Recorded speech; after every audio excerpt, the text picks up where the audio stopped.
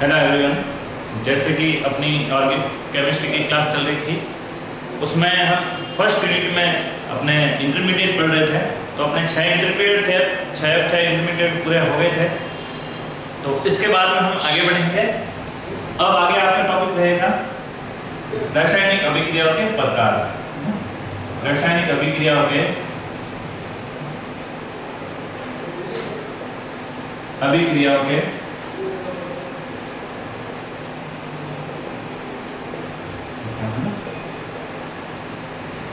Types of chemical reaction.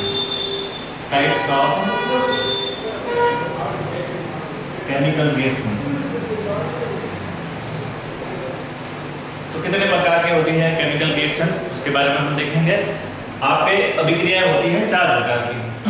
पहले तो आपके लिखा हूं मैं योगात्मक अभिक्रिया,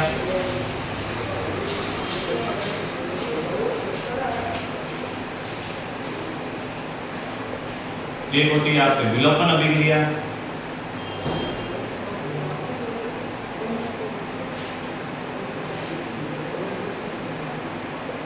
एक हो गया आपके प्रतिस्थापन अभिक्रिया,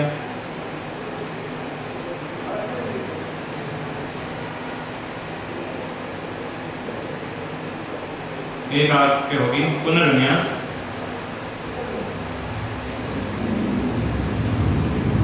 अभिक्रिया।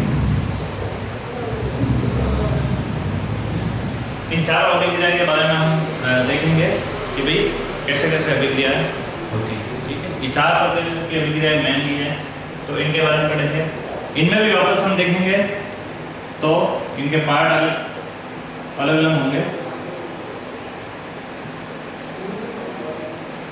एडिशन रिएक्शन,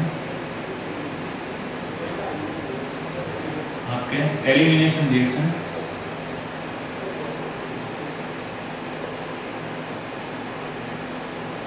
और ये सब्स्टिट्यूशन रिएक्शन,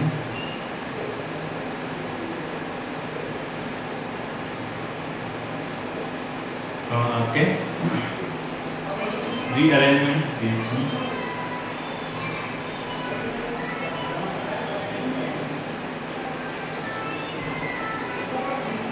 ठीक है, इन 4 प्रकार की अभिक्रिया हम देखेंगे। इन अभिक्रिया में किस प्रकार के मध्यवर्ती बनते हैं और इनमें आपके रिएक्टेंट के आधार पर कैसे कैसे अभिक्रिया होंगी, इन 4 के बारे में हम देखेंगे। जैसे एडिशन रिएक्शन है, एडिशन रिएक्शन भी वापस आपके 3 पार्ट में डिवाइड हो जाएगी। आपके वापस एडिशन रिएक्शन भी 3 पार्ट में डिवाइड हो जाएगी। इधर लिख लेते हैं। जैसे एडिशन रिएक्शन की बात करूँ, योगात्मक अभिक्रिया की बात करूँ, इसके वापस 3 पार्ट हो जाएंगे। कैलकुलेट हो जाएगी आपके।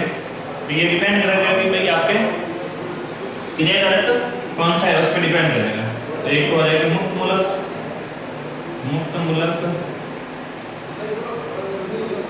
योगात्मक अभिक्रिया, मुक्त मूलक, योगात्मक अभिक्रिया,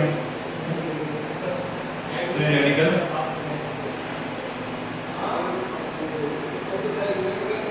एडिशन रिएक्शन।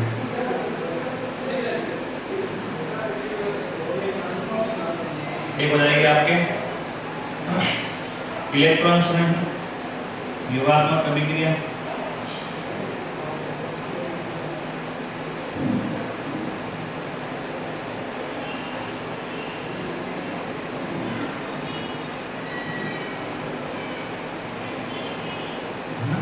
इलेक्ट्रोफिलिक,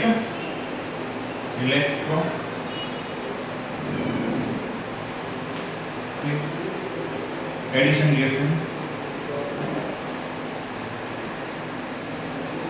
ठीक है, एक हो जाएगी आपके नाभिक स्नेही,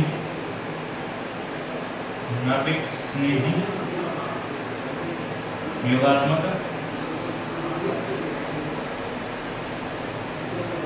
अभिक्रिया। ठीक है, ये 3 हो जाएगी। ये योगात्मक अभिक्रिया वापस आपके 3 पार्ट में डिवाइड होगी। इलेक्ट्रोफिलिक, फ्री रेडिकल और न्यूक्लियोफिलिक एडिशन रिएक्शन।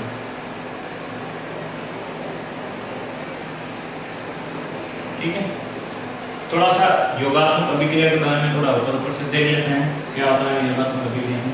जैसे नाम से आपके स्पष्ट है कि योग है ना, तो इसमें क्या होगा कि क्रियाकारक, जैसे क्रियाकारक अभिक्रिया होगी और उत्पाद बनेंगे तो उसमें क्या होगा, क्रियाकारक का जो डबल बॉन्ड है इसमें क्या होगा, डबल बॉन्ड है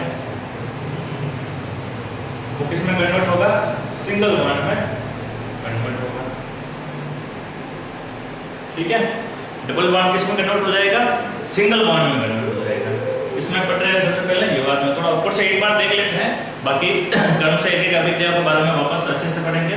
तो कोई भी आपका एडिशन रिएक्शन है तो उसमें डबल बॉन्ड किस में कन्वर्ट होगा, सिंगल बॉन्ड में आपके कन्वर्ट हो जाएगा। डबल बॉन्ड किस में कन्वर्ट हो गया, सिंगल बॉन्ड में।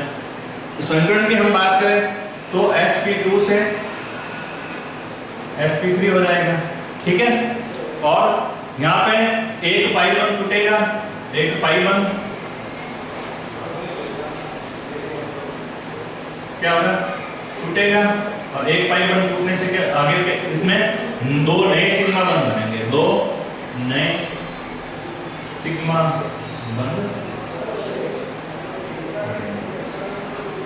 ठीक है, एक पाई बॉन्ड टूटेगा और दो नए सिग्मा बॉन्ड बन जाएंगे। डबल बॉन्ड किसमें कन्वर्ट होगा, सिंगल बॉन्ड में कन्वर्ट होगा, और sp2 संकरण किसमें कन्वर्ट होगा, sp3 संकरण में कन्वर्ट होगा।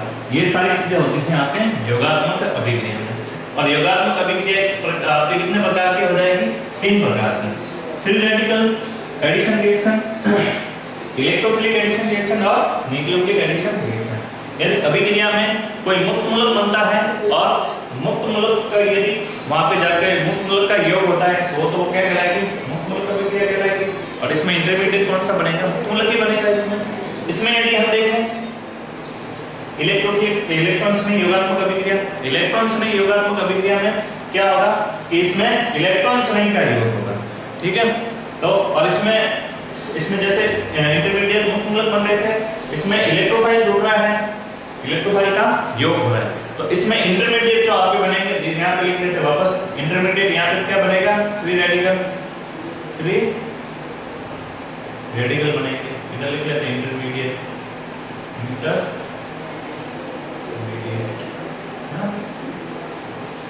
इंटरमीडिएट इसमें तो बनेंगे फ्री रेडिकल।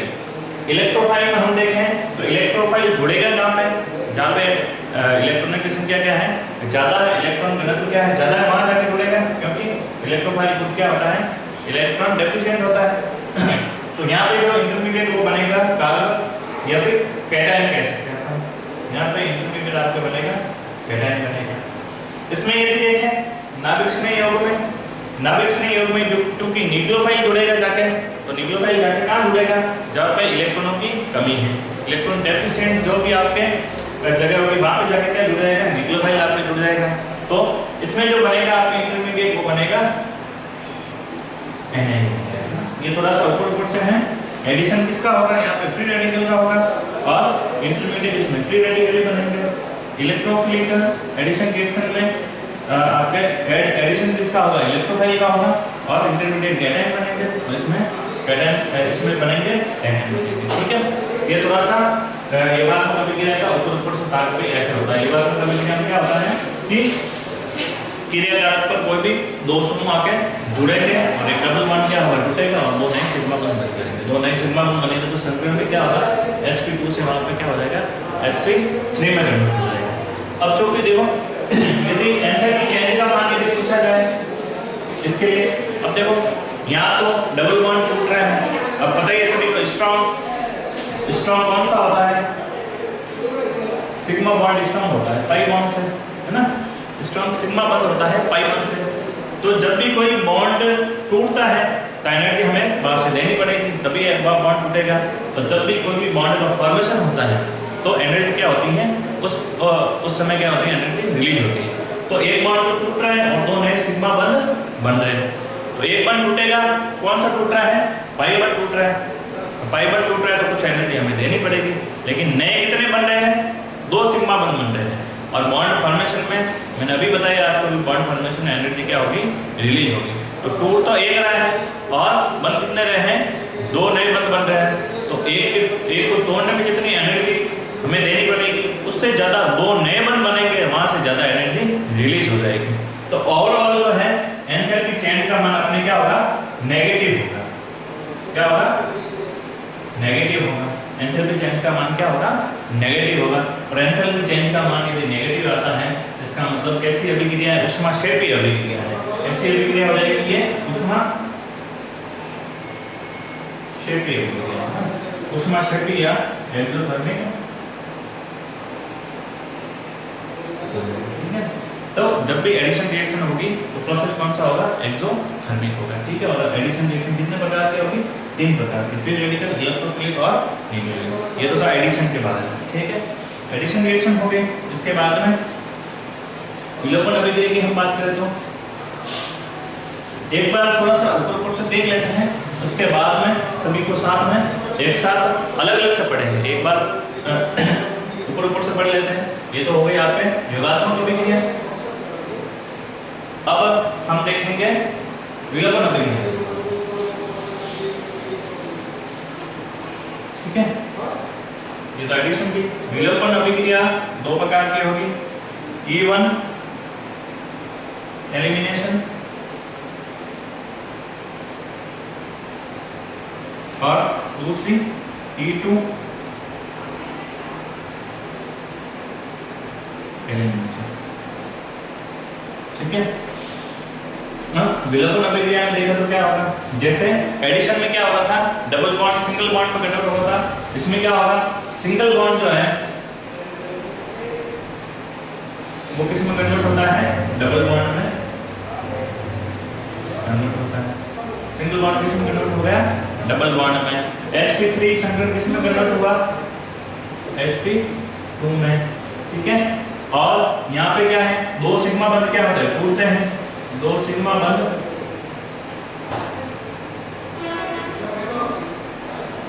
और एक नया पाई बंध बनेगा।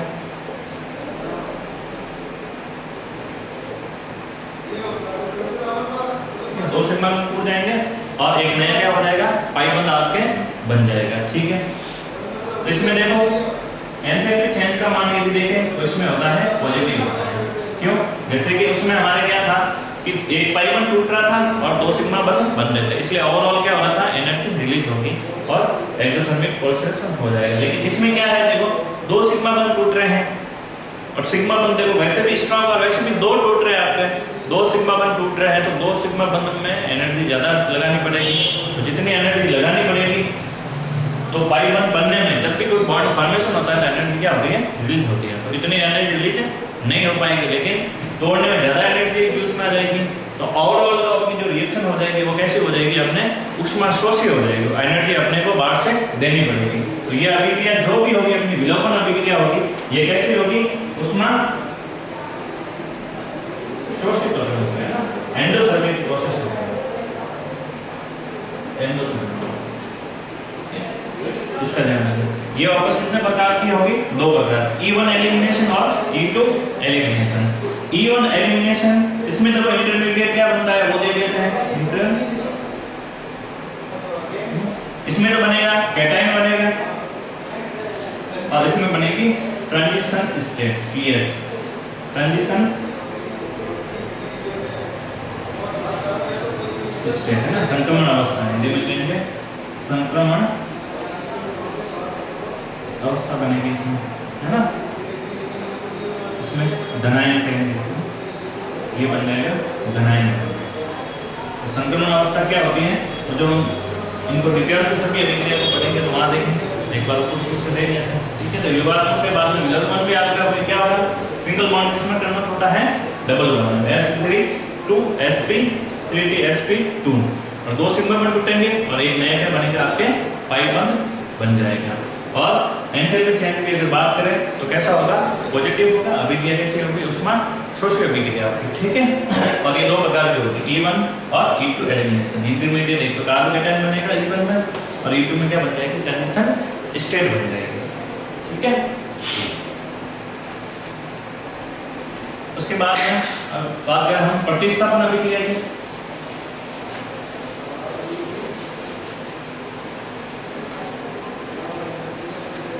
बात करें प्रतिस्थापन अभिक्रिया की,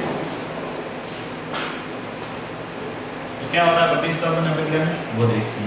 जैसे इन दोनों में क्या हो रहा था, पहले योगात्मक योग हो रहा था, डबल बॉन्ड सिंगल बॉन्ड में कन्वर्ट हो रहा था, फिर दूसरे में क्या हो रहा था, सिंगल बॉन्ड डबल बॉन्ड में कन्वर्ट हो रहा था, ठीक है। और संकरण में क्या हो रहा था, चेंजेस हो रहा था। पहले वाले में sp2 से sp3 और दूसरे वाले में क्या हो रहा था, sp3 to sp2। अब इसमें देखो प्रतिस्थापन में ये होता है कि भाई कोई एक समूह आके जुड़ता है तो साथ ही साथ दूसरा समूह क्या हो जाता है, बाहर निकल जाता है। क्रियाकारक पे आके कोई एक समूह आके जुड़ जाएगा और दूसरा कोई भी समूह एक निकल जाएगा, या फिर हम ये कह सकते हैं कि भाई हाइड्रोजन जुड़ेगा और दूसरा समूह बाहर निकल जाएगा, या फिर कोई एक समूह जुड़ेगा और दूसरा समूह बाहर निकल जाएगा। प्रतिस्थापन का मतलब ये है कि भाई एक की जगह कोई आके दूसरा जगह ले लेगा ना। तो यहाँ पे जुड़ रहा है, केवल देखो योगात्मक में केवल क्या हो रहा था, समूह केवल जुड़ रहे थे, विलोपन में क्या हो रहा था, समूह केवल बाहर निकल रहे थे। इसमें क्या है न, जैसे कोई ग्रुप आगे जुड़ेगा तो दूसरा समूह बाहर निकल जाएगा, पहले कोई समूह था उसका स्थान कोई दूसरा ले लेगा, नाम से स्पष्ट है प्रतिस्थापन सब्स्टिट्यूशन, उसकी जगह कोई दूसरा स्थान ले लेता है तो वो किसमें आएगी, प्रतिस्थापन अभिक्रिया की श्रेणी में आएगा। और प्रतिस्थापन अभिक्रिया में अब देखो एक की जगह दूसरा ले रहा है तो अब संकरण में भी कोई फर्क नहीं आएगा। जैसे पहले sp3 संकरण होगा तो वापस भी क्या होगा, sp3 ही संकरण होगा। तो इसमें न तो डबल बॉन्ड से सिंगल बॉन्ड या सिंगल बॉन्ड डबल बॉन्ड ऐसा कुछ नहीं होगा, एक की जगह वो दूसरा समूह ले लेगा बस, और समूह एक की जगह दूसरा ले रहा तो संकरण में भी कोई फर्क नहीं पड़ेगा, ठीक है। तो ये है प्रतिस्थापन अभिक्रिया। प्रतिस्थापन अभिक्रिया आपके वापस होती है 3 प्रकार की, ठीक है। एक तो होते फ्री रेडिकल, फ्री रेडिकल,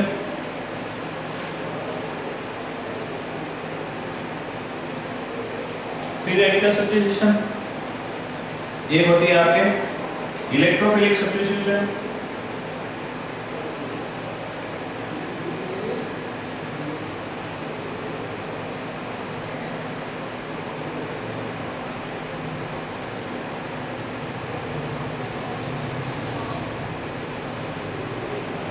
ठीक है। एक हो गया आपकी ये न्यूक्लियोफिलिक सब्स्टिट्यूशन, न्यूक्लियोफिलिक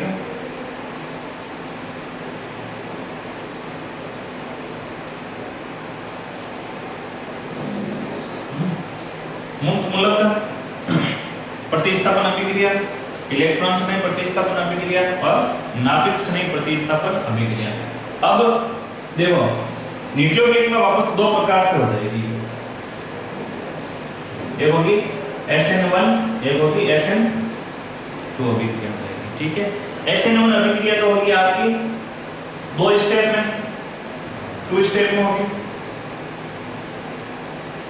और SN2 होगी 1 स्टेप में, एक स्टेप में कौन होगी। इंटरमीडिएट की बात करें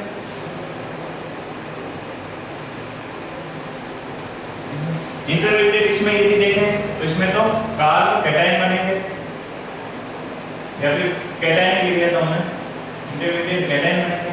इसमें आपके बन जाएंगे इंटरमीडिएट ट्रांजिशन स्टेट, है ना, संक्रमण अवस्था आपके क्या हो जाएगी, इंटरमीडिएट बनेगा, संक्रमण अवस्था हो जाएगा, ठीक है। और अब रिएक्टिविटी की बात करें, क्योंकि इनमें एल्किल हेड इन्वॉल्व होंगे, तो यदि रिएक्टिविटी की बात करें अपन, रिएक्टिविटी का ऑर्डर यदि होगा तो SN1 में तो होगा 3 डिग्री, 2 डिग्री और 1 डिग्री। इसका एल्किल हैलाइड का एल्किल हैलाइड की जो रिएक्टिविटी है उसका यदि क्रम पूछा जाए तो 2 स्टेप, SN1 में तो 3 to 1 और SN2 में हो जाएगा 1 2 और 3 डिग्री, ये हो जाएगा। तो वापस प्रतिस्थापन अभिक्रिया में भी 3 प्रकार की, फ्री रेडिकल, इलेक्ट्रोफिलिक और न्यूक्लियोफिलिक। लेकिन न्यूक्लियोफिलिक सब्स्टिट्यूशन में कितने प्रकार के होते हैं, 2 टाइप्स हो जाएंगे, SN1 और SN2। SN1 तो 2 स्टेप में होगी, SN2 1 स्टेप में होगी, और इसमें कैटायन बनेगा, ट्रांजिशन स्टेट बन जाएगी इंटरमीडिएट। और इसमें एल्किल हैलाइड का हम क्रियाकारक के रूप में उपयोग में लेंगे तो 3 डिग्री, 2 डिग्री, 1 डिग्री इसकी रिएक्टिविटी का जो उसका क्रम हो जाएगा। और SN2 के लिए 1 डिग्री, 2 डिग्री और 3 डिग्री इसका क्रम हो जाएगा। ठीक है, ये है आपके प्रतिस्थापन अभिक्रिया के बारे में। चौथी आपकी रहेगी पुनर्विन्यास अभिक्रिया।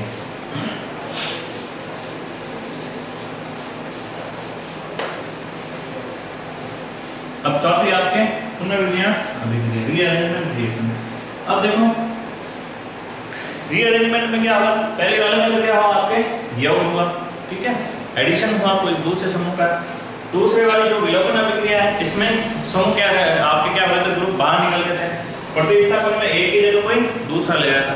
अब पुनर्विन्यास में ना तो किसी समूह का योग होता है, ना ही योग विलोपन होता है, नहीं क्या होता है, एक ही जगह कोई दूसरा लेता है। बस और बस इसमें ऐसा होता है, जैसे एक एग्जांपल को हम समझे, CH3 CH2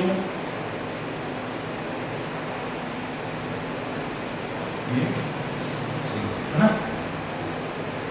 जैसे AlCl3 की उपस्थिति में यदि अभिक्रिया गरम करें तो ये ऐसे होता है, CH3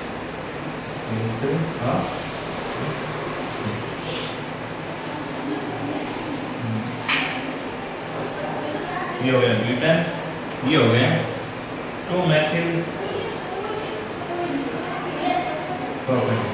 ठीक है, तो पुनर्विन्यास में क्या हुआ, आपने देखा कोई समूह नहीं जुड़ा, इसी आपके इसी क्रियाकारक में CH3 कहाँ चला गया, यहाँ चला गया, इसका हाइड्रोजन कहाँ चला गया, यहाँ पे आके जुड़ गया, तो माइग्रेशन हो गया। बस पुनर्विन्यास में कुछ नहीं जाता, केवल समूह का क्या होता है, उसी क्रियाकारक में क्या हो जाता है, माइग्रेशन हो जाता है। ठीक है, माइग्रेशन के दौरान इस क्रियाकारक से प्रोडक्ट क्या बन गया आपका, ये बन गया। अब इसको दूसरे नाम में समायोगीकरण भी कहते हैं इसको, है ना, इसको आइसोमेरिज्म भी कह सकते हैं।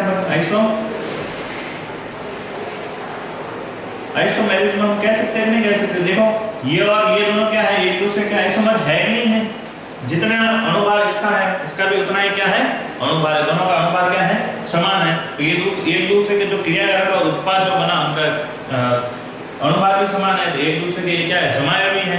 इसलिए पुनर्विन्यास अभिक्रिया को हम आइसोमेरिज्म रिएक्शन भी कह सकते हैं। ठीक है, ये थी आपकी रासायनिक अभिक्रिया के प्रकार। चारों प्रकार हमने एक बार हमने ऊपर से दे लिए हैं। अब नेक्स्ट क्लास में हम क्या करेंगे, इस सभी अभिक्रियाओं को डिटेल से एक एक करके अलग से पढ़ेंगे। एक आपके ये बेसिक हो गया भाई, कौन सी कितने प्रकार की है अभिक्रिया, कौन सी अभिक्रिया में क्या क्या हो रहा है, वापस इनके जो टाइप्स है वो भी मैंने बता दिए हैं। तो ये इसका छोटा सा इसका बेसिक था कि ये चीजें इसमें होती हैं। ठीक है, अब हम नेक्स्ट क्लास में चारों ही अभिक्रियाओं को अलग से पूरा हम खोल के डिटेल में स्टडी करेंगे। ठीक है, आज के लिए इतना ही, थैंक यू।